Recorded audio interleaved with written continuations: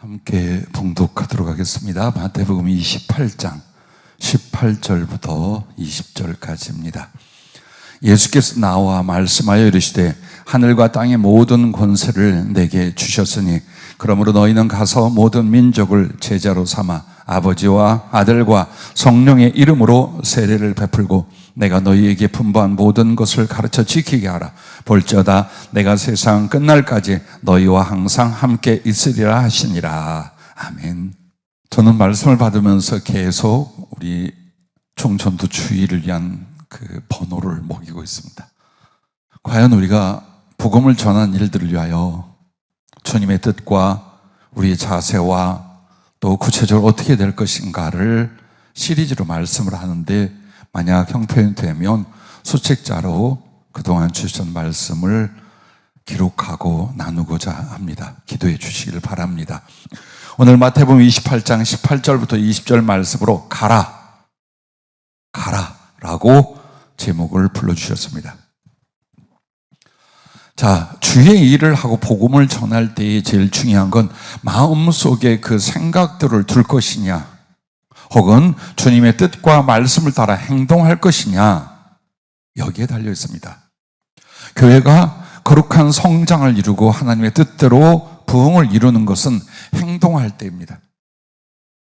제일 위험한 게 뭐냐면 말씀의 지식은 많이 선포되고 많이 섭취를 합니다.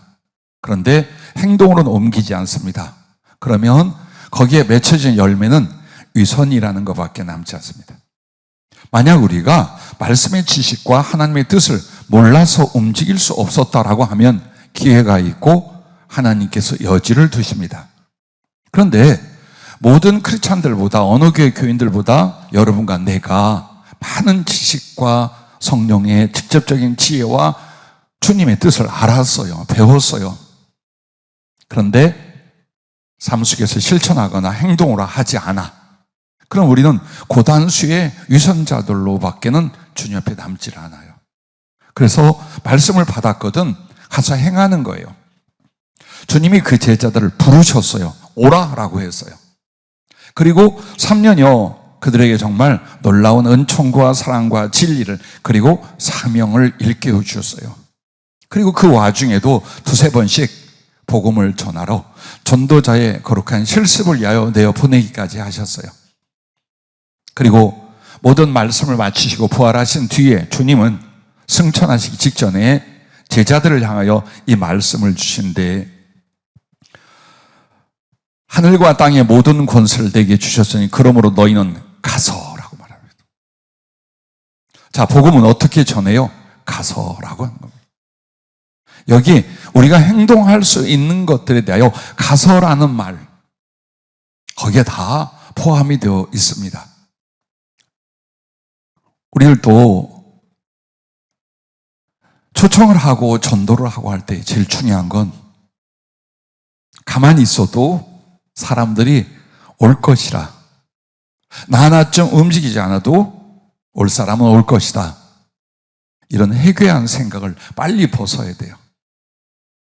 여러분과 내가 23년도 후반에 들어오면서 새로운 각오와 다짐을 하도록 주님이 말씀의 방향을 잡아주셨어요. 그게 뭐냐? 모두 다 실제적인 전도자, 능력적인 전도자, 충성된 전도자로 변화하는 거예요. 이게 교회의 모토예요. 자, 우리는 그동안 세계 선교에 대해서 얼마나 많은 꿈을 꿨는지 몰라요. 어떤 능력으로, 어떤 하나님의 큰 역사로, 정말 구체적인 약속들과 비전을 수도 없이 받았어요. 전했어요. 기도했어요. 그러나 만약 지금 우리 교회가 실제적인 전도자가 되지 않는다면 선교하러 가서 뭐 할 건데요? 실컷 관광 여행하고 전도지 조금 뿌리고 어느 교회 가서 예배 한번 드리고 선교하고 왔다라는 여러 교회들의 이상한 선교? 차라리 그거는 헌금을 보내고 안 가는 게 나아요. 그러면 우리가 지금 당장에 전도자가 되지 않는다, 그런데 외지와 해외로 나가서는 전도자가 된다. 그런 일은 없겠죠. 절대로 그런 일은 없겠지요. 그래서 주님이 어떤 계획과 일들, 개인과 교회에 그걸 이루시기 전에 우리에게 기도하는 사람, 사랑하는 사람, 말씀의 사람, 성령의 사람을 계속 가르치고 이끌어 오셨어요. 그리고 이제 마지막 훈련은 뭡니까? 다시 돌아봐라. 전도도 못하고 안 하는 것들이 세계 선교하러 가고, 집회를 하고, 목회를 하고, 하나님 앞에 쓰임을 받고, 이게 말이나 되느냐? 그것을 주님이 열어주신 거예요. 우리가 실제로 주님의 제자들의 부름을 받았을 때에 그들은 오로지 하나였어요. 전도자가 되는 것. 예수님이 이 땅에 오신 목적도 딱 하나라 그래서 전도하러 왔다. 이렇게 말씀을 합니다. 그러면 우리들에게 있어서 맨날 말씀만 듣고 생각만 하는 전도자가 아니라 진짜 하나님이 쓰시고 하나님께 쓰임받는 전도자로서 어떻게 해야 되는가가 오늘 세 가지로 우리에게 말씀을 주셨습니다. 자, 첫째는 기도로 가라라고 하셨어요. 기도로 먼저 가라라는 겁니다. 우리가 우리 개인적인 사업을 한다 할지라도 주님께 나아가 말씀을 드리고 은혜를 얻어야 할 것입니다. 하물며 총체적인 하나님의 일, 그리스도 예수 주님의 일을 하는 데에 기도가 없이 어떻게 전도를 할 수 있겠으며 그렇게 해도 안 된다는 것입니다. 그러므로 가야 할 곳은 어디입니까? 기도로 주님 앞에 먼저 가야 돼요. 그러므로 언제나 무슨 일이나 먼저 주님께 나아가는 것이 순서요, 신앙입니다. 우리가 전도의 일을 말하면서 기도하지 않는다. 그거는 되면 하고 또 되더라도 내 힘 가지고 한번 해보지 않는 것밖에 안 됩니다. 만약 여러분과 내가 지금 아니라 평생에 어느 영혼을 구원하고자 한다면 먼저 주님 앞에 기도로 나가라 이 말이에요. 주님께 아뢰고 주님께 의논 드리면 그리고 그 은혜를 당부하는 것이 필요하다라는 겁니다. 또한 기도하면 마음이 내가 전도할 그 사람에게로 갑니다. 이게 중요해요. 왜 우리가 복음을 못 전하고 영혼을 인도하지 못하느냐? 그 사람에게 마음이 없답니다. 마음이 안 가는 사람을 가서 가까운 척하고 사랑하는 척하고 관심 있는 척하고 뭐 예수님의 은혜와 사랑 등들을 말하려니 얼마나 곤욕스럽겠어요. 마음이 일어나질 않아. 그 영혼에 대하여. 그러면 나의 마음이 그 사람에게 먼저 가야만 전도가 되는데 나의 마음이 가는 방법이 뭐며 때가 언제냐? 기도할 때랍니다. 그래서 나는 기도 때문에 주님께 나아갔고 그 주님 앞에 이 사람을 그 사람을 아뢰일 때 나의 마음이 어디로 가요? 그 사람에게로 갑니다.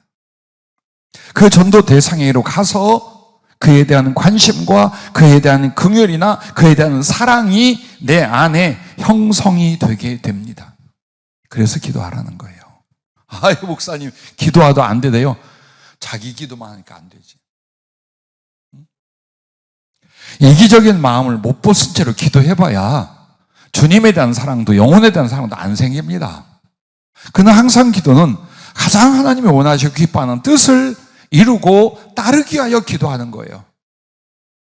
그래서 여러분이 그냥 전도가 아니에요. 한 영혼에 대한 관심과 긍휼과 사랑이 생기지 않고는 절대로 이 사람과 나하고의 어떤 영적 연결이 일어나지 않습니다.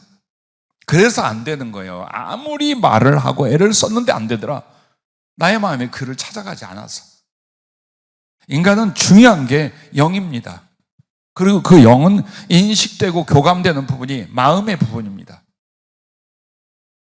내가 먼저 그 사람을 사랑하고 깊고 선한 관심을 품지 않고도 그 사람에게 전도할 수 있냐? 없다.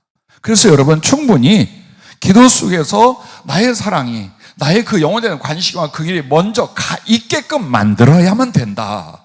성령은 기도에 대해서 그걸 말씀을 하셔요. 그래서 여러분의 마음이 그 사람에게 정말 줄기차게 기도 속에 갔다면 뭐가 일어나는 거야? 내 마음에 그 사람에 대한 지대한 관심이 일어나는 거야. 그리고 진리를 모르고 그리스도를 알지 못하는 그 영혼에 대한 정말 눈물 어린 긍휼이 일어나기 시작하는 거예요. 더 나아가면 자주 보지 못했어도, 아니 아예 몰라도 사랑이 생기기 시작합니다. 영적 사랑, 예수 그리스도의 거룩한 사랑이 그 사람을 향하여 일어나기 시작을 합니다. 여러분과 내가 한번 마음에 일어나죠. 무슨 짓이고 하는 사람들이에요.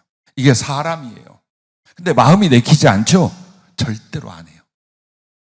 그래서 주님이 우리에게 기도 속에서 그 영혼을 주님께 부탁하고 아래에 그 영혼을 살리려 애를 쓴 동안 나의 마음은 점점 그 사람에게로 가서 깊은 관심 속에 긍휼과 사랑을 갖게 만든다라는 겁니다. 그러므로 기도할 때 나의 영이 성령과 함께 전도 대상자의 영에게로 간답니다. 자, 나의 마음이 그에게 간다는 건 내 안에 그의 관심과 긍휼이나 사랑이 생성된 걸 말하잖아요. 근데 그 속에 비밀이 있는데 내 영이 그 사람을 찾아가게 돼요.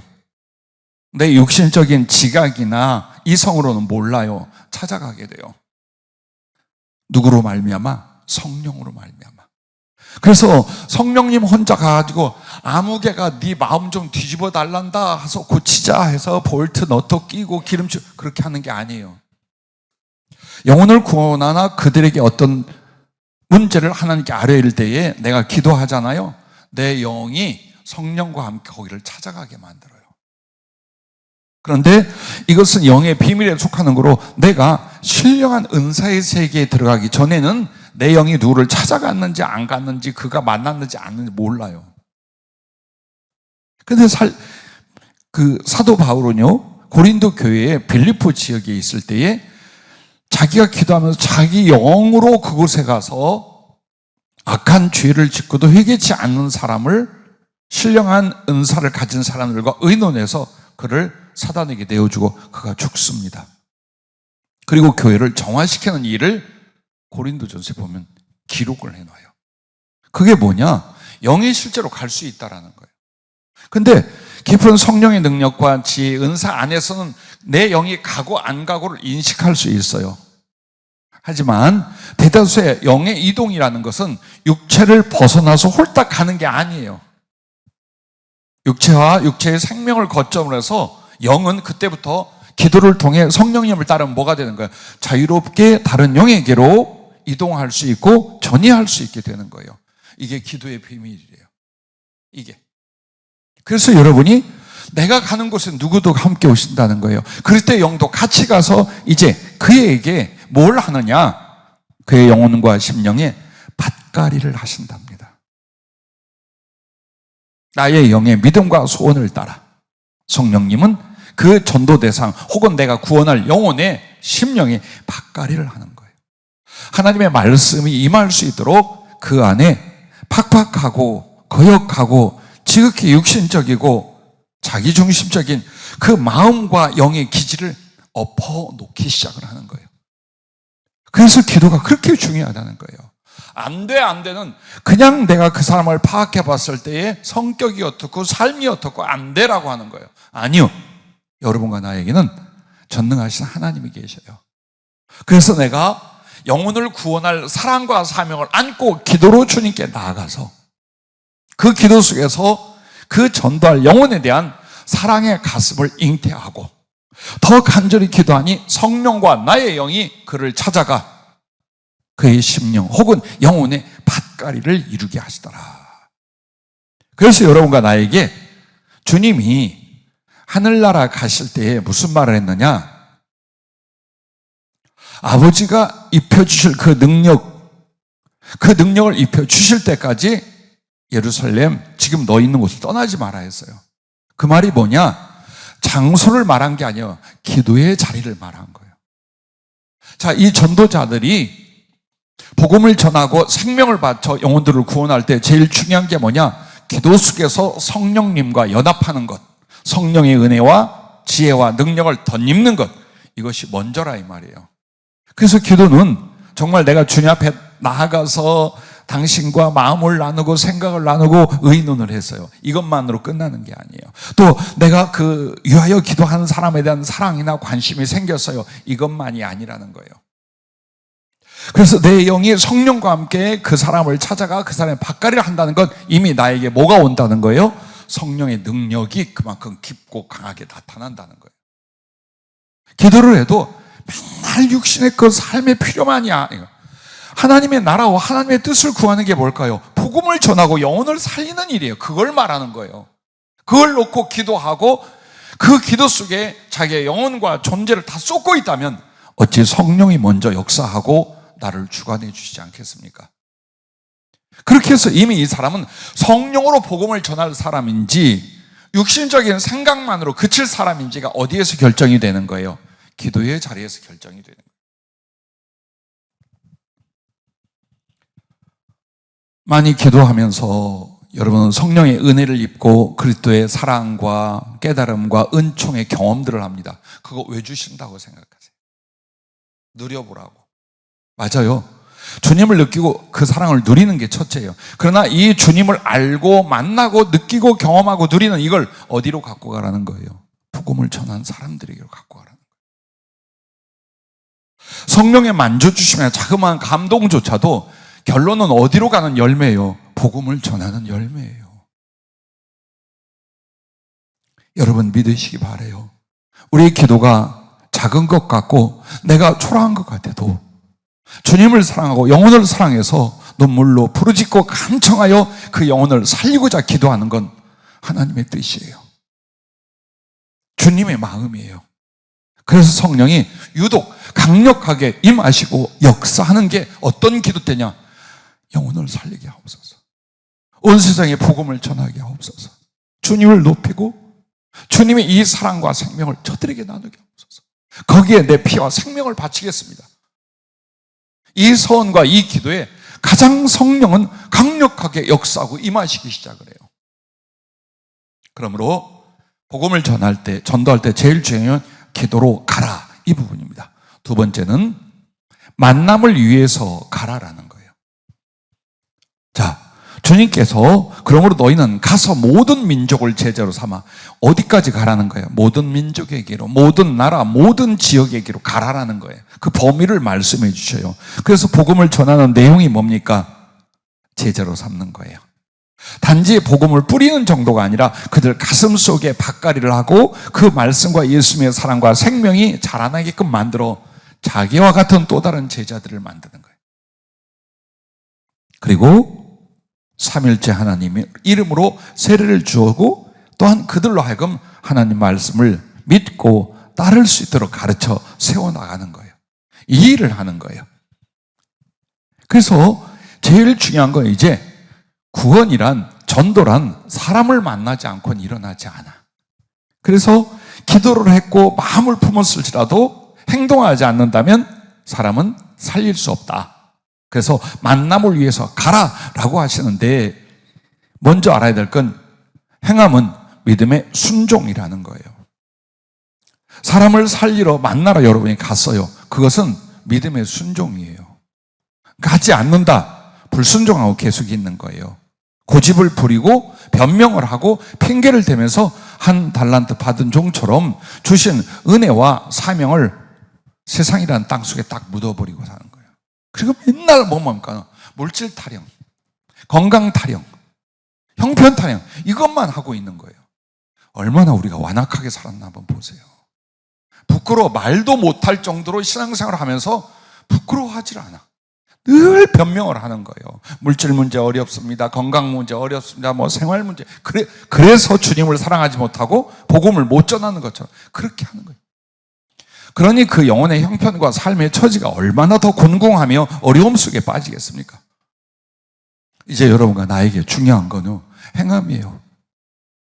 마음 속에 있는 믿음은 행함으로 완전해지고 행함이 없다면 마음에 있는 믿음은 마치 육체를 영원히 떠나는 것이 죽음인 것처럼 행함이 없는 믿음은 죽은 것이 되고 말아요. 그래서 복음을 전하러 갈 때 사람을 만나러 가는 그 행함이 바로 믿음의 순종이라 하나님의 역사는 이때부터 일어난답니다.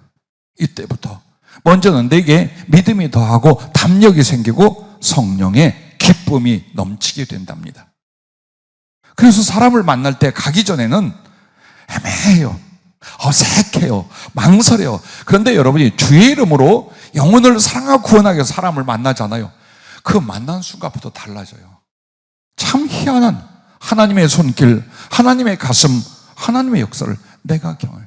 말 한마디 할 수 있다는 것만으로도, 예수님을 말할 수 있다는 것, 진심으로 그 영혼에 대한 긍휼이나 자비나 진리를 사랑으로 말할 수 있고, 그러기 위하여 내가 행동하고 사람을 만난다는 것에 대하여 내 안에 큰 은혜의 역사가 일어나게 됩니다. 모든 은혜의 성장, 영적 성숙은 어디서 오느냐? 행동에서 와요. 백날 지나도 행함이 없을 때는 여러분과 나는 소위 머리만 커져. 머리만 커지지 절대로 하나님의 들었을 사지 백체가 강건하고 장성하는 일은 일어나지 않는다라는 것입니다. 그러므로 만남은 관심과 사랑을 이루게 된답니다. 정말 내 안에 그 영혼에 대하여 가서 사람을 만나잖아요. 깊은 관심과 그리고 정말 영적인 사랑이 송골송골 만들어지기 시작을 한답니다. 그냥 내가 다른 목적으로 사람을 만날 때, 혹은 이유 없이 스쳐 지나가면서 사람을 만날 때 아무것도 못 느껴요. 그 사람에 대한 관심이 없으니까 안 느껴. 근데 난 지금 기도하고 왔어요. 이 영혼을 살리기 위해서 왔어요. 그리고 이미 그 기도 속에서 이 영혼에 대한 거룩한 관심과 사랑이 자라나 있어요. 그리고 직접 그 사람을 만났어요. 어떻겠어요? 어떤 감동과 어떤 은혜가 넘치겠어요? 그래서 오히려 나는 사람을 자주 만날수록 피곤해지는 사람이 되는 게 아니라 사랑에 충만한 사람, 기쁨의 능력을 얻는 사람으로 변화를 가져온답니다. 왜 예수 믿는 사람이 우울증이 온다든지 우울감이나 혹은 무기력이나 이게 왜 오느냐, 심한 고독이나 외로움이 왜 오느냐? 영혼에 대한 관심이 없는 거예요. 주님의 사랑을 안고 사람을 만나야 되고 사람을 찾아가야 되는데 안 하는 거예요. 그리고 자기 혼자 감옥의 벽을 딱 쳐놓고서 그 안에서 외로워하고 힘들어하고 답답해하는 거예요. 하나님과 그 사랑, 그리고 그 움직이는 생명력의 활력은요, 가서 만나는 거예요. 자, 동방박사들은 주님을 만나러 와요. 근데 그들은 먼저 마음이 갑니다. 힘을 다하고 수고와 예물을 가지고 갑니다. 무엇보다도 주님에 대한 존경을 품고 갑니다. 자, 이게 우리 안에 형성이 된대요. 사람을 만나러 가는, 주님을 만나러 가는 게 아니라 사람을 만나지만 그 사람을 내가 지금 왜 만나요? 주님 때문에, 주님을 높이고 주님 뜻을 따르기 위해서 가는 거예요. 그러면 내 안에 뭐가 일어나는 거야? 일어난답니다. 마치 동방박사가 주님을 만나러 가는 것 같이 우리 안에 마음이, 우리 안에 사랑이, 우리 안에 그 영혼을 향하여 무엇인가 아름다운 선물을 나누려는 그게 막 일어나기 시작을 하는데요.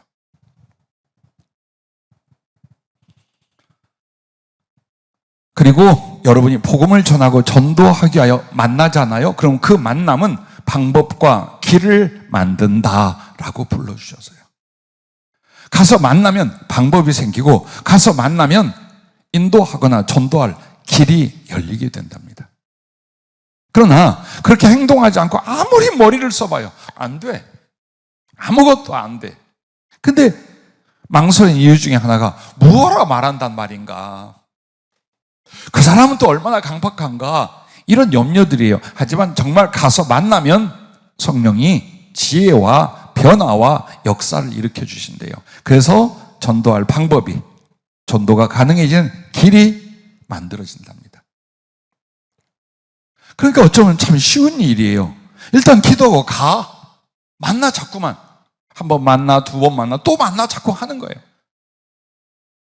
왜?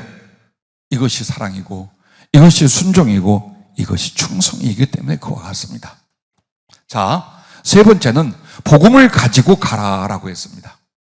사람을 만났어요. 그들에게 나름대로 어떤 관심이나 도움이나 사랑을 나눴어요. 그러나 여러분은 가서 뭘 해야 돼요? 복음을 전해야 돼요. 만약 여러분이 받은 바 복음이 없다면 전할 것이 없겠죠.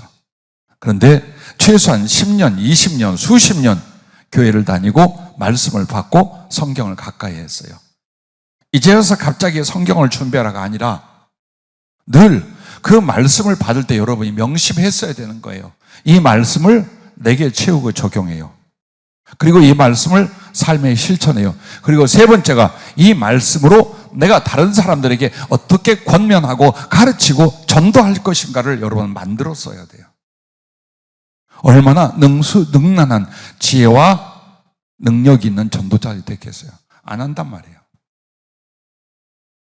그 수없이 많은 실존적이고 실체적인 하나님의 말씀, 구원에 대한 이야기, 사랑에 대한 말씀, 성경을 풀어준 것들, 여러분들 그걸 자기에게 적용하고 자기 안에 보화를 삼으며 남에게 전하기 위해서 뭘 준비했어요? 한번 보세요.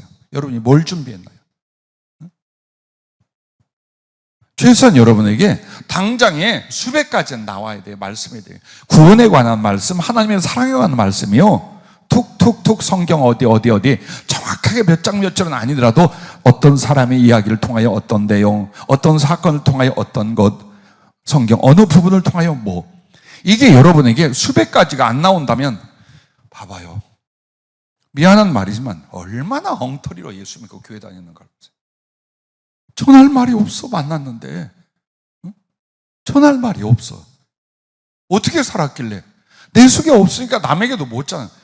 이 수치, 이 무능, 이 불법, 이 죄악, 이건 죄악이에요. 왜 여러분이 말씀을 그렇게 아니 어느 교회인지 몰라도 그 교회는 설교만 1시간이 넘는다며.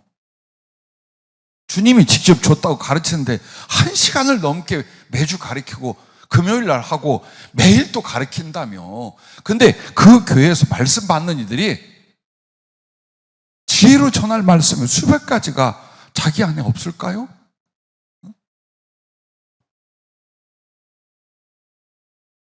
전할 내용이 우리에게 없단 말이에요. 나는 일부러 전도할 때 어떤 말씀을 전할 훈련을 우리 성도들이나 주님의 종들에게 시키지 않았어요. 왜? 그건 할 줄 알아야지. 이렇게 많은 말씀, 깊이 있는 말씀, 적용의 말씀 듣고도 그것을 골라 자기에게 적용하고 남에게 전할 수 있는 준비를 안 한다면 전도 훈련이 무슨 소용이 있겠어요? 사명자나 주의종으로서 뭘 하겠어요, 우리가? 생각해봐요. 얼마나 우리가 잘못 살아왔는지, 내게서 나갈 말씀이 없어. 내게서 나갈 말씀이 없어.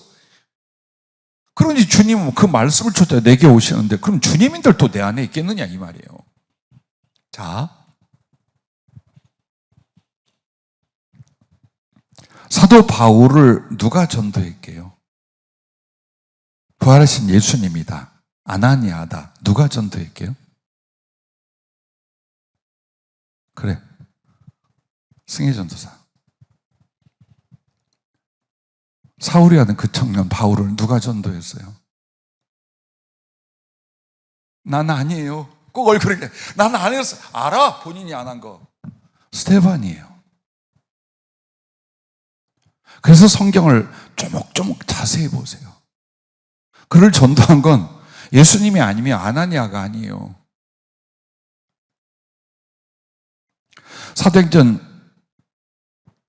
7장이에요. 스데반이 돌에 맞아 죽을 그때에 사도 바울이 거기 와서 가편투표를 해요. 죽일 건가 말 건가. 그리고 직접적으로 돌을 들어 찍는 사람들의 옷을 딱 맡아 보관해요. 그 스데반이 했던 모든 말씀을 들어요. 그리고 주님이 하나님 보좌 우편에 서셨다는 그 변화되는 간증도 들어요. 돌을 맞고 피를 흘리며 죽어가면서 그들을 용서해 주시라는 주님께 기도를 들어요. 그때는 강팍해서 그 스데반의 죽음이 합당하다고 여겼지만 그 뒤에 무슨 일이 일어납니까? 스데반이 뿌린 그 말씀을 통해 주님이 찾아가요. 그는 주님을 만나고 눈이 멀어서 손에 끌려 다메섹으로 들어갑니다. 그리고 아나니아라는 제자를 보내서 기도하고 성령을 받고 눈이 열리게 만들어요. 그리고 자기를 부르신 그 주 예수께서 어떤 사명으로 이 복음을 전해, 너 같은 악한 자, 너같이 버림받을 자, 너같이 괴팍한 그런 존재들, 내가 어떻게 너를 구원하고 사랑하고 만나줘? 너 가서 해라. 그래서 그 위대한 사도 바울은 스데반이 전도를 해요. 그 전도를 위하여 돌에 맞고 피를 쏟고 죽었다 이 말이에요. 그냥 공허하게 흩뿌트러지는, 완악하여 아무도 듣지 않는 것 같지만 주님은 그 말씀이 어디에? 하늘에 들리게 했고, 그리고 바울의 가슴에 들리게 해놓았던 거예요.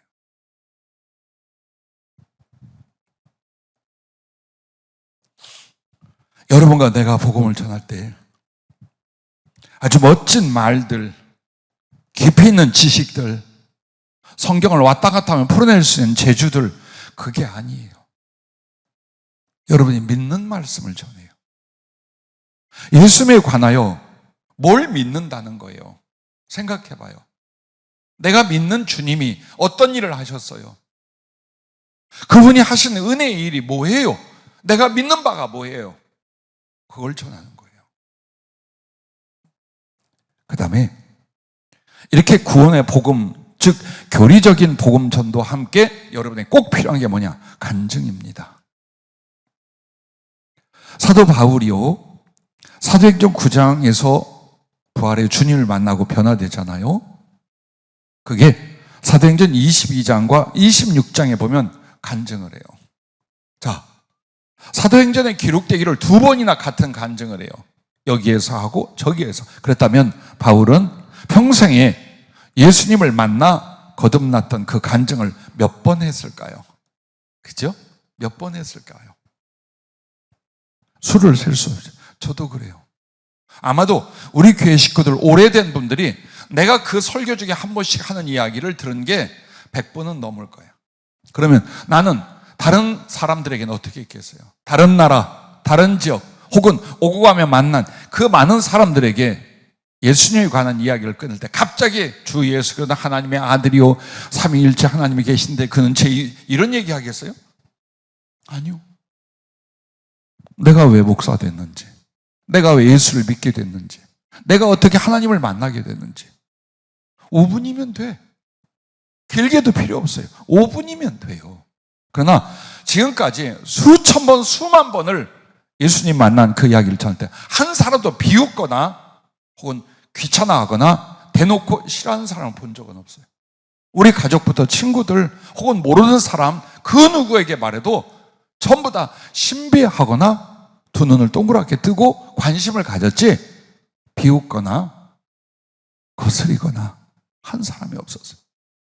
여러분들에게 가장 쉬운 접근 방법이 뭐냐? 성경 구절을 말하는 게 아니라 나와 우리 목사님, 우리 교회, 더 나아가서 기독교 신자들에게 일어났던 바로 그 은혜의 일들, 거룩한 일들, 기적의 일들, 인생이 변화된 일들, 그 영혼과 심령의 거룩한 행복을 가진 삶의 열매들. 자, 이게 얼마나 많아요. 응? 이게 얼마나 많아. 그 얘기 하라 이 말이에요. 그 얘기. 가서 논쟁하려고 하지 마라. 제일 무지막지한 전도 가면 논쟁하고 있어요. 안 믿는 사람하고 막 성질 내기도 하고 화내. 그거는 절대로 그거는 하는 짓이 아니에요. 지혜롭게 하시되 여러분에게 있어서 그 처지와 형편에 맞는 것이 있잖아요. 환자에게 가서 병든 자가 어떻게 예수님의 은혜로 치유됐는지, 혹은 내 인생에 죽어가던 몸뚱이 혹은 이런저런 일들이 일어났을 때에 그 주님이 어떻게 고치셨는지, 자, 이런 접근이 있잖아요. 물질 문제로 고난을 겪고 어려움을 겪는 일은 하나님께서, 그게 복음의 단은 아니지만 하나님께서 우리 교회에 혹은 누구에게 혹은 기독교 역사상에서 어떻게 물질을 줘, 예전에는 도대 노예로 살다가 나중에는 그걸 가지고 얼마나 아름다운 선한 일을 세상에 이루는지, 얼마든지 있잖아요. 이것만 준비하고 있으면 얼마든지 할 수 있잖아요. 이기적인 사람에게 사랑의 이야기를 할 수 있고요. 강팍한 사람에게 너도 죽어 할 수 있잖아요. 엊그제 이렇게 죽었는데 이랬다더라 할 수 있잖아요. 얼마든지 할 수 있잖아요. 천국과 지옥은 들은 얘기는 왜 전부 다 삭제를 합니까? 여러분이 들은 천국과 지옥의 이야기는 더 많이 써놓고 더 많이 기억을 해야죠. 왜? 나도 그 믿음으로 살겠지만 전할 때 필요하다면 전하는 거예요. 갑자기 천국이 어떻고 지옥이 아니지만 점점 가는 거예요. 그 실체성에 대하여요. 그래서 여러분이 이렇게 직접 구원의 복음을 성경적으로 풀고 전하는 것과 그 다음에는 간증을 해라. 효과적으로 섞은 전도 말씀이 되게끔 만드는 거예요. 그래서 여러분이 만약 1년을, 5년을, 7년을 이렇게 힘을 썼다면 어때요? 심령에는 얼마나 가득하고 여러분의 입에는 얼마나 자동스럽게 그 아름다운 간증과 복음들이 줄줄줄줄 나오겠어요. 그죠? 교육이 필요하고 성경 공부 교재가 따로 필요한가요? 그러지 않잖아요. 난 다 그럴 줄 알았거든. 그래서 따로 전도 교재니 전도 훈련이를 안 했던 이유가 살아온 삶만 가지고도 들은 말씀만 가지고도 그 누구에게 우리가 못 전할 내용이 어디가 있느냐. 난 솔직히 그렇게 목회를 하면 그렇게 생각을 하고 왔어요. 하지만 만약 좀 더디더라도 우리가 다시 한번 어떻게 사람을 찾아가 그들에게 복음을 전할지 간증과 성경의 말씀을 여러분 많이 준비하세요. 그럼 많이 표현을 하도록 하세요. 그게 바로 기도할 때 주님이 성령으로 만들어주신 심령의 밭갈이 위에 효과적으로 씨를 뿌리게 되는 거예요. 왜 앞에 밭갈이라고 말했을까요? 씨를 심기 위해서 밭갈이를 한 거야, 심령을. 그럼 그 씨가 뭐예요? 예수님이요? 그 말씀이에요. 한 번 해요. 2번 해요. 3번 해요. 4번 해요. 제게 가장 전도가 쉬웠던 대상이 우리 가족들이었어요. 왜 쉬웠는 줄 알아요? 어딜 못 가. 나랑 같이 사니까 못 가. 남 같으면 그거 안 만난다고 숨어버릴 텐데 우리 형들이요, 형수요, 누나요, 조카들이요, 우리 어머니요. 어때요? 대신 이쁘게 굴어야지. 못해 참먹고 욕이나 먹게 하면서 뭐 예수님 이야기예요. 그럼요. 그거 치라는 거예요. 분뇨 치라는 거야. 예수님한테. 조금만 더 온유하고 조금만 더 겸손하고 조금만 더 사랑스럽고 조금만 더 바로 살아. 예전하고 다르게. 그러면서 그들에게 지혜롭게 자꾸 만날 때마다 축복해주고 어떤 아픔과 어려움 감싸주고 위로하고 그렇게 하면서 해요. 그렇게 하면서. 가족들이 무너질 때 빠르면요 1년이었어요. 제일 빠른 건 저희 형님들이요. 한 2달 정도였어요. 나하고 굉장히 많이 닮았다고 사람들은 내 바로 둘째 형님이 있는데 그 형님은 정확하게 2달 만에 나랑 같이 교회를 나갔어요. 근데 그렇게 친했던 형님이 인격적인 형님이요. 처음에 전도할 때는요. 그야말로 뺀질뺀질합니다. 아주 좀 그렇게 뺀질뺀질. 우리만 알고 계세요. 별명이 뺀질이에요. 그런데 한 달쯤 지나가니까 그때 그 수십 년 전 이야기를 내가 지금도 기억하는 게 이런 거예요. 근데 나 두렵다. 자, 심령에 무슨 일이 일어난가 보세요. 그냥 농담처럼 혹은 비껴가려고 했던 예수님에 관한 이야기, 그 하나님에 관한 말씀들이 마음에 두려움이 오기 시작한 거예요. 그날 그 말을 듣고 교회에 가서 밤을 새면서요. 얼마나 울었는지 몰라요. 우리 형 영혼 속에 변화되는 걸 느끼면서 얼마나 밤새 울었는지. 하나님 고맙습니다. 맞아, 살려주십시오. 근데 2달째쯤이요. 가자고 그래요. 내일 교회 갈게. 그래서 부랴부랴 버스 타고 시내 나가서 성경책이랑 준비해가지고 형이 나가니 형수도 나가고 전부 다 줄줄이 다 나가요. 자, 근데 그 형님이 어떻게 해서 예수님을 영접했는가? 주님이 나한테 물어요. 네가 어떻게 해서 목사가 된 줄 아느냐? 제가 여차저차 척추뼈가 부러지고 이렇게 해서 자살을 하고 이렇게 해서 해가지고 죽은 뒤에 그때 주님 앞에 밤을 새워 기도하고 새벽에나 기도하다가 주님이 만나 주셔서 목사가 됐습니다. 아니다. 그 형이 강원도에서 군대 가서 근무할 때 유행성 출혈열이라는 병에 걸려서 10명의 수도 국군 통합병원에 왔는데 5명이 죽고 내가 전보받고 면회 갔는데 1명을 또 혼이불로 씌워서 나가는 거예요. 빡빡머리 깎고 형은 이렇게 얼굴 퉁퉁 부은 얼음 속에 저장해 놓고 있는 거예요. 24살이었어요. 얼마 있으면 제대할 거고 우리 가족 전체가 가장 이뻐하고 기대하는 게 그 형이었어요. 근데 어머니하고 나하고 갔는데 죽어가고 있어요. 내 앞에서 혼이불을 씌워서 같은 병으로 입원한 사람이 나가는 거예요. 방법이 없다는 거예요. 의사는 지켜봐야 되는데 자꾸 죽어. 집에 돌아와서요 내 방에 들어가 문 잠궜어요. 그리고 온 방바닥을 굴러다니고 벽을 들으면서 하나님 내 형 살려주십시오. 형 살려주면 내 목숨 바치겠습니다. 하루 종일 밤새 그렇게 했어요. 그리고 그 다음날 다시 면회를 갔어요. 그리고는 죽을 때면 죽어봐라. 물을 먹이면 안 돼요. 배출이 안 돼서. 근데 바크스병이 또 목말라 하길래 몰래 가지고 들어가 그 거주 수건에다 이렇게 해가지고 땀 닦아주면서 먹였어요. 마지막 목이라도 마르지 마라. 근데요 살아났어요. 3개월 뒤에 퇴원하고 잘 건강하게 제대하고 가정으로 살았어요. 까맣게 잊었어요. 근데 주님 뭐라고 하냐? 네가 그때 너희 형 살려달라고 네 목숨 바치겠다고 하지 않았느냐?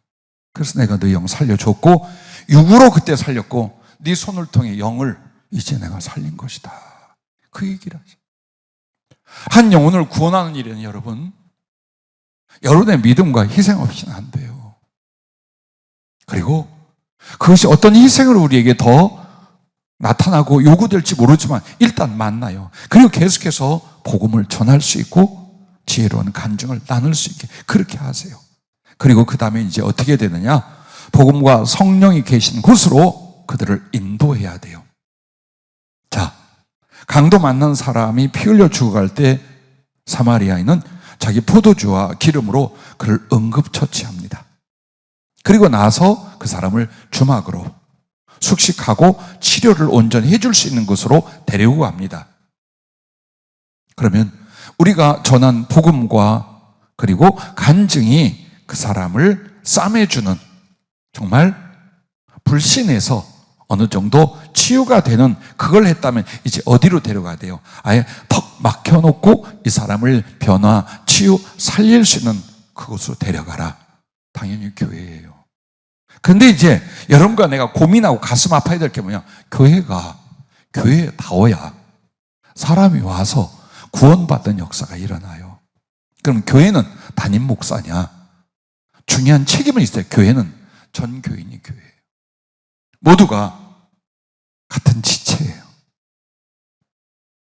나는 한동안 사역하면서 이런 걸 봤어요.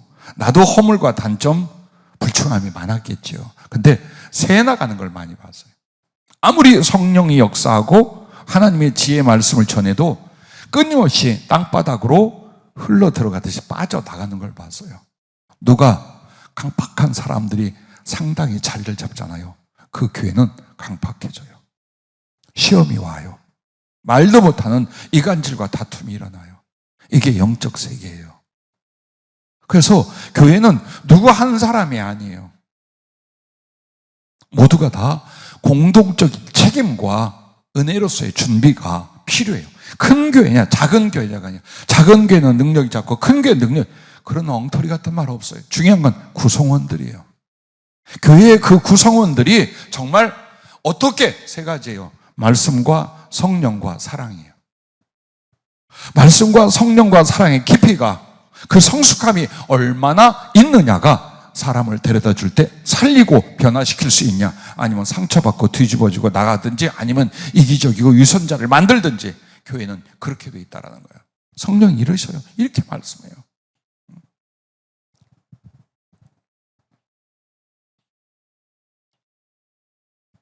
사도행전 2장 42절부터 47절에 보면 예루살렘 초대교회의 그 아름다운 이야기를 말합니다. 사도들의 가르침을 받아서 항상 매일같이 모였어요. 말씀을 받는 대로 족족 심령에 두고 삶의 실천을 하기 시작하는 거예요. 그러니까 기사와 표적이 성령의 권능과 역사 강력하게 교회에 나타났어요. 너무나 큰 은혜를 받은 사람들에게는 심령과 삶이 변화됐어요. 악착같이 살고 궁핍하게 살던 그 사람들이 전부 다 사랑으로 바뀌기 시작했어요.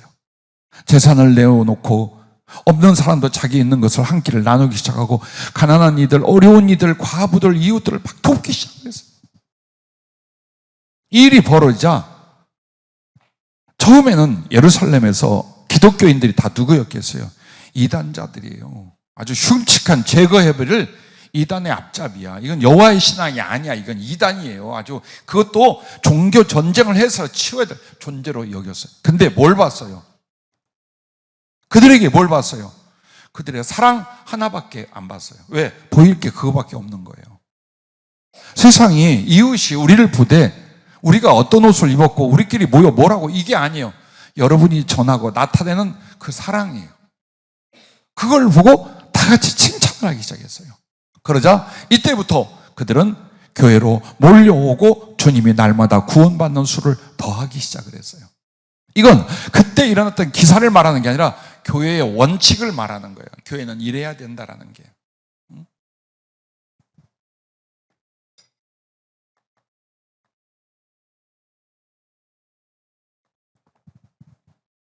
우리에게는 장점이 어마어마하게 많이 있습니다. 자, 목사가 4분이 넘습니다. 이미 강도사로 인증받고 움직일 사람들과 전수사람들이 10여 분이 됩니다. 신학을 하고 있는 형제 자매들이 있고 또 절벽에 주의 종과 특히 선교를 위해서 움직이고자 하는 수십 명이 있습니다. 우리 교회는 정말 몇 명 빼고는 전부 다 주의 종 급이에요. 그럼 어떤 일이 일어나야 됩니까, 우리 교회? 네? 어떤 일이 일어나야 됩니까, 우리 교회? 어느 교회가 부럽습니까?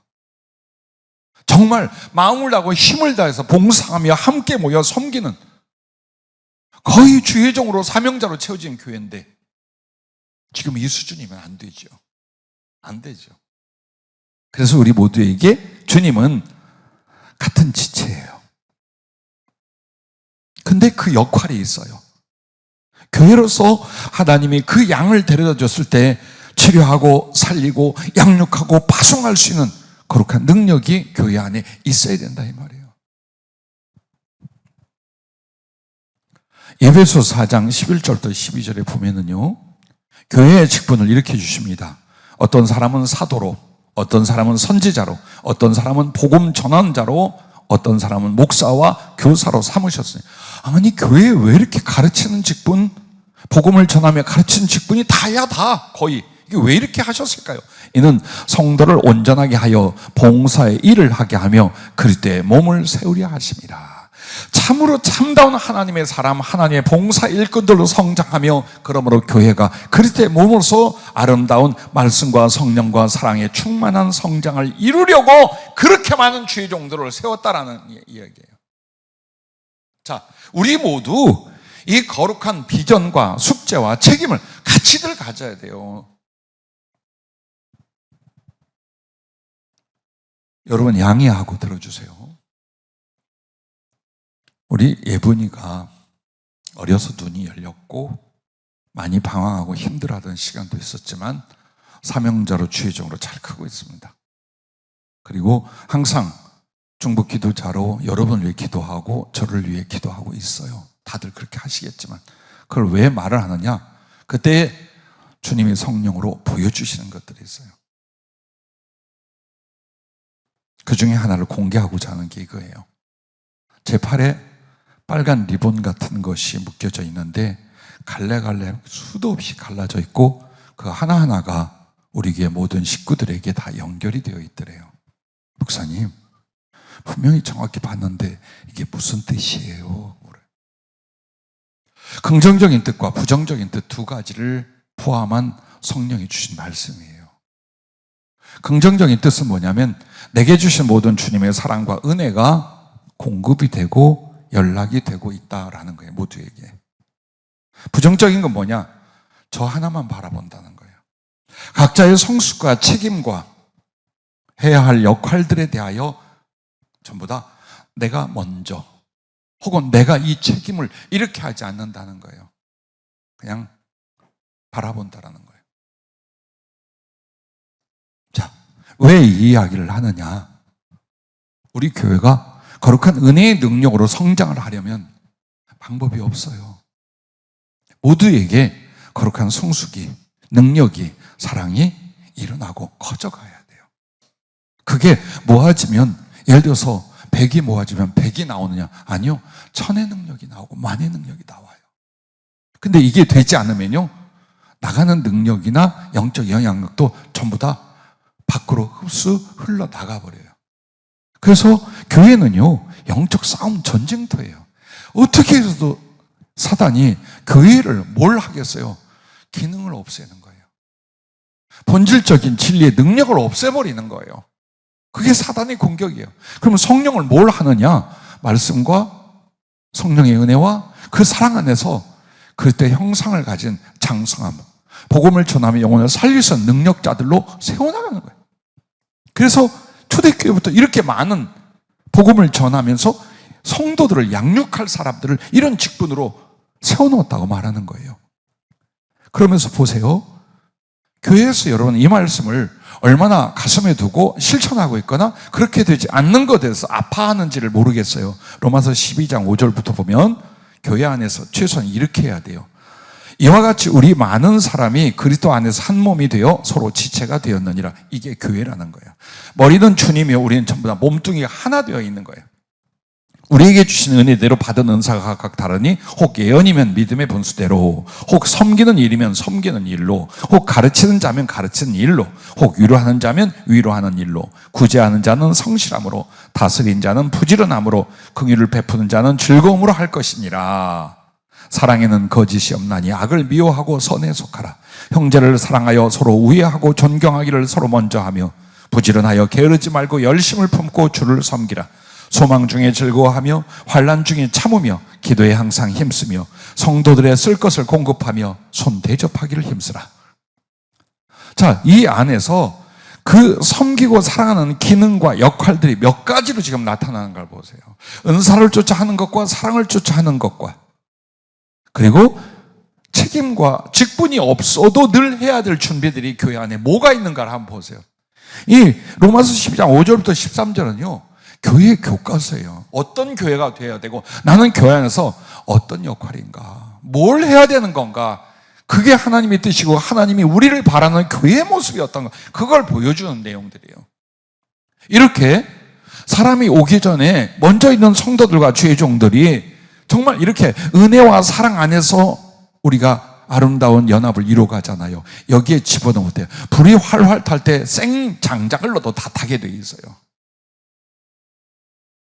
주님이 영혼을 밀어주고 보내줄 때도 뭘 보고 하겠어요? 교회의 상황과 형편을 보고 하겠지요. 오늘도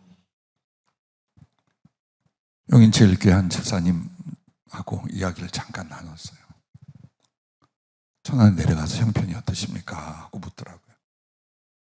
그래서 지나간 우리 교회가 얼마나 억울한 일을 당했는지, 그 억울한 이단 소리부터 악한 그 모든 소리를 위하여 우리는 이렇게 법적 싸움을 했고, 하나님의 도우심으로 방송국 그리고 꼭 이단의 앞잡이 같은 자들이 들어와서 교회를 완전히 삼키려 했던 그 일들이 어떻게 하나님의 은혜로 정리가 되고 법적으로 완성하고 책임을 묻게 됐는지 이야기를 잠깐 했어요. 그렇게 하면서 안타까운 마음을 하기에 나는 한마디에 다 이런 이야기를 했어요. 그 과정도 있었지만 그러므로 우리는 더욱 사랑하고 진리와 성령 안에서 견고해지더라. 정말 여러분과 나에게는 많은 마이너스 될 수 있는 상황과 역사들이 있었지만 우리에게 더욱 소중한 건, 그러므로 진리를 진리로, 주님을 주님으로, 성령을 성령으로, 그리고 합당한 신앙이 무엇인가에 대해서 더욱 명명백백하게 우리는 깨닫고 새기고 이루어가잖아요. 그래서 이 지역적인 어려움도 이야기를 했지만 솔직히 말하면 주님이 보내주신다면 상가를 고르거나 사업장을 고르는 것처럼 유리한 조건과 우리가 상황도 생각할 수 있죠. 하지만 주님이 보내주신 데는 말씀이 왕성하고 성령이 충만하고 사랑이 깊다면 얼마든지 보내줄 영혼들이 있고 여러분이 만나게 될 줄로 믿습니다. 그래서 여러분과 내가 개인적으로 복음을 전하고 간증하고 그들을 만나 그렇게도 하지만 결국 어디로? 나름대로 은혜로 사랑으로 준비되는 교회로 이끌어와라. 그리고 교회는 새로 오는 그런 이들 복음을 받아들이고 그런 사람들이 가장 주인공이 되게 하고 가장 사랑받는 사람으로 세워줄 수 있어야 돼요. 그게 아름다운 사랑의 훈련이 교회가 되어 있어야 돼요. 사람은요, 표정만 보고도 기분이 나쁘거나 좋아져요. 내 얼굴을 보고 사람들이 따뜻함을, 편안함을 사귀고 싶은 마음이 일어나야 돼요. 근데 만약 목사 얼굴을 보고 밥맛이 떨어져. 그 교회 중책들의 얼굴을 보고 다시 안 보고 싶어져. 이런 회개망측하고 어리석은 일은 일어나지 말아야죠. 우리 언행 심사가 정말 영혼들을 사랑하고 지혜롭게 주의 뜻을 쫓는다면 아마도 교회도 성숙해 가고 보내주는 영혼들도 그 안에서 은혜의 거듭남과 또 사명자로서의 양육이 능히 가능하리라고 믿습니다. 자, 또한 마지막 이 말씀입니다. 우리가 이렇게 기도로 가고 또 만남을 위해서 가고 복음을 가지고 가고 심지어는 그를 복음의 길로 데려왔어요. 그렇다면 그 사람을 우리가 하나님 앞에 인도하였기에 이후 하나님의 역사하고 주관하심을 믿으랍니다. 그 뒤부터는 여러분이 막 조마조마하고 걱정하지 말래. 정말 이만큼만 했다면 이후에는 하나님이 역사하고 그리고 주관하신다라고 했습니다. 바울을 보세요. 누가 많이 달라붙은 거 아니었어요. 스테반을 통해서 아나니아의 약간의 도움이 있었어요. 그리고 그가 사역자로 들어오는 데는 바나바의 픽업이 있었어요. 이런 정도였어요. 그럼에도 이와 같은 바울 같은 사도들이 세워졌던 일들을 보세요. 또한 8장에 보면, 사도행전 8장에 보면 빌립이 이디오피아에서 올라온 그때 이디오피아 여인 간다게가 직분 이름이 바로처럼요. 간다게의 그 국고를 맡은 관리자 네시가 그 여호와께 대한 어떤 유대인의 신앙을 접했어요. 그래서 예루살렘으로 예배를 드렸지만 예수님에 관하여 구원의 복음을 몰랐어요. 근데 빌립대로 가라 했어요. 그래서 사막에서 그를 만나 복음을 전하고 그는 거기 세례를 받고 가죠. 그리고 나서 어떻게 돼요? 이디오피아는 제일 먼저 강력한 기독교 국가가 됩니다. 자, 우리의 전도가 어떤 결과들을 가져올까요? 고넬료라 하는 이가 하나님에 대한 신앙을 가졌어요. 그냥 그 막연한 유대인들을 통해서 여호와께 대한 신앙이 커졌어요. 이젠 정말 복음 전도가 필요해요. 그래서 그에게 천사가 나타나 베드로 사도를 초청하게 만들잖아요. 그리고서 그가 믿는 하나님의 진리가 뭔지, 구원이 무엇인지, 그리스도 예수를 통하여 자기가 믿는 여호와 하나님의 신앙이 무엇인가를 쭉 전해주고 나니까 성령의 불이 임하기 시작했어요. 전도가 어떻게 되는가 보십시오. 우리가 정말 마음을 다하고 힘을 다하기 시작하면 그 전도를 이룬 역사는 하나님이 하셔요. 그리고 불과 이 300년이 지나가요. 로마를 중심으로 해서 유럽과 전 세계를 발칵 뒤집어 버립니다. 그 전도자들 몇몇으로 시작해서 전 세계는 다 뒤집어져 버리게 됩니다. 우리가 꿈을 꾸는 건 이 부분이에요.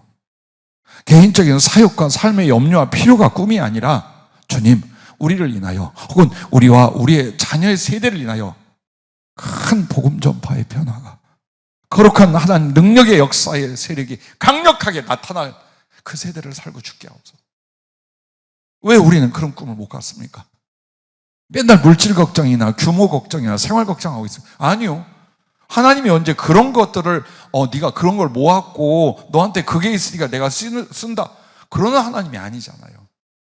가난한 자, 못 배운 자, 병든 자, 약한 자일지라도 만약 우리가 이렇게 복음을 전하기에 합당하게 만들어지고 수고한다면 얼마든지 기사와 표적과 권능으로 하나님은 그 예루살렘 교회 같은 역사를 이 시대에도 일으키게 될 줄로 믿습니다. 우린 많이 듣습니다.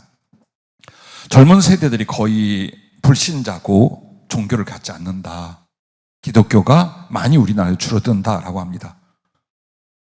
교회가 어떻고 목사가 어떻고 신자들이 어떻고 말이 많아요. 틀린 말도 있고 맞는 말도 맞아요. 그러나 제일 중요한 건 주님은 복음을 전하지 않기 때문이래요. 가족에게도 안전해. 자식들이 예수를 믿든 안 믿든 뭐 사명이 있든 아무 상관없어. 그런데 하물며 믿지 않는 이웃들에게 복음을 전한 그 왕성하게 해요. 가장 중요한 건 사랑과 지혜와 열심을 가지고 복음을 전하지 않아요. 그러니까 믿는 세대가 없어지는 거예요. 세상이 정말 많은 유혹과 물질 혹은 지극히 인간적인 삶을 살기 때문에 없는 게 아니에요. 어느 시대나 그건 다 그랬어요. 중요한 건 성령에 잡힌, 그때 생명과 사랑에 잡힌 전도자들이 있었다는 것과 그런 사람들이 거의 드문 세대를 살고 있다는 것, 바로 이 차이입니다. 부디 이 밤에도 늦게까지 오신 여러분 고맙습니다. 나는 수가 얼마든지 마음 두지 않으려 합니다. 한 사람, 10사람, 30명이라도 정말 기도와 말씀으로 준비되고 성령에 사로잡혀 복음을 전한다면 여러분을 인하여 이 교회가 예루살렘 교회처럼, 안디옥 교회처럼 그런 왕성한 구원의 역사와 세계 선교를 감당하는 역사가 일어날 줄로 믿습니다. 기도하겠습니다.